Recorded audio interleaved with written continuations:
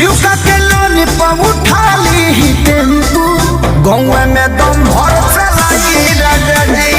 So hello भाई, welcome bank two माय YouTube channel. हमारे YouTube channel पे आपका स्वागत है। मैं आ चुका हूँ न्यू रिएक्शन वीडियो के साथ। आज का वीडियो बहुत ही बवाल और बहुत ही फैंटास्टिक होने वाला है। जो सॉन्ग आ चुका है दबंग स्टार खेसारी लाल जी का जो सॉन्ग है लोनो पे ले ली, तो ये बहुत ही बढ़िया सॉन्ग है। तो मैं उस पर रिएक्शन देने वाला हूँ। मैं हूँ विकास मौर्य। चलिए आइए हम वीडियो को स्टार्ट करते हैं। अगर वीडियो हमारा पसंद आएगा तो हमारे चैनल को प्लीज़ सब्सक्राइब कीजिएगा और वीडियो को लाइक कीजिएगा।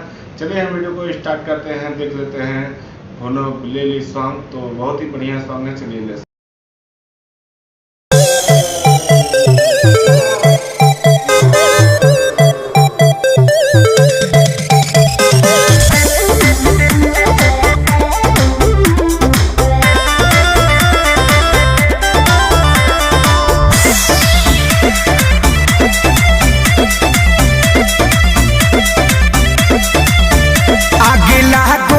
घर पर शहर के नौकरी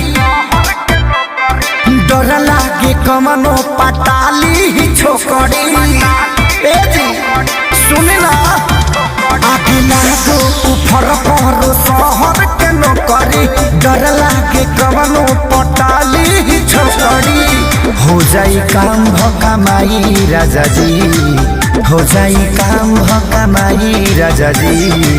जीवका के लोनी पर उठा ली ही टेम्पू गाँव में दम भर चलाई राजा जी। जीवका के लोनी पर उठा ली ही टेम्पू गाँव में दम भर चलाई राजा जी।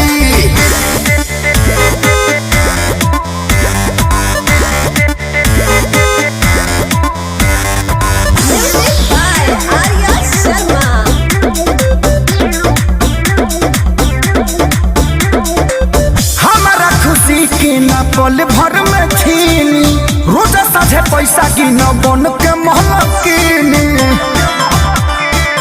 जी हाँ, हमारा खुशी के ना पल भर में छीनी रोज साझे पैसा गिन बन के महलकिनी।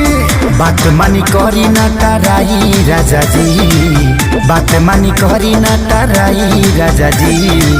जीवका के लोनी पर उठा लिए गो टेम्पू गाँव में दम भर चलाई राजा जी। जीवका के लोनी पर उठा लिए गो टेम्पू गाँव में दम भर चलाई राजा जी।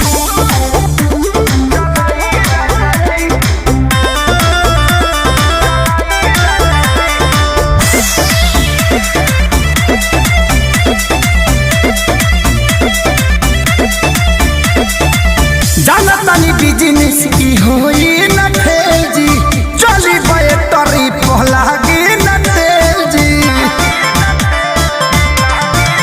जी जानतानी बिजनेस की होई न तेजी चली बैटरी पहलागी न तेजी। पवन खेसारी संगे जाई राजा जी, संजय विकास दिलवाई राजा जी। जीवका के लोनी पर उठा लिए गो टेम्पू गाँव में दम भर चलाई राजा जी।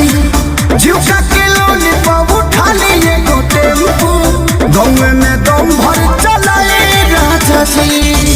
शुभम बाबा आर्यो शर्मा के दिलवा दिया ये। पसंद आया होगा। अगर पसंद आया हो तो हमारे चैनल को प्लीज़ सब्सक्राइब कीजिए और वीडियो को लाइक कीजिए। कमेंट में आप जरूर बताएं कि हमारा वीडियो कैसा लगा। चलिए यहीं पर वीडियो खत्म होता है। अगर जिस वीडियो पर रिएक्शन करवाना है तो कमेंट में लिख लीजिए। यहीं पर वीडियो हमारा खत्म होता है। तब तक के लिए नमस्कार।